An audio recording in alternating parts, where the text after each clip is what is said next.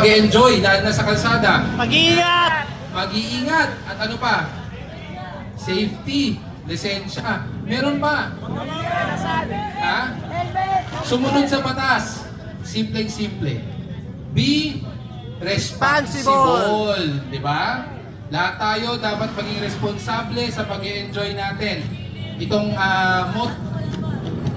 motorcycle culture natin, napakaganda nito. Kasi hindi lang pag-enjoy sa pagmomotor, ito rin ay nagbibuild ng friendship at pagsasama. Tama ba?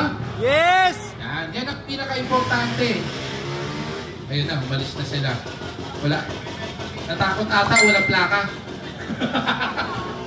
So, yun ang pinaka-importante dito. Tandaan nyo, lahat tayo magkakasama, lahat tayo magkakaibigan. So, we have to enjoy responsibly and enjoy each other's company. Tama ba? Yes!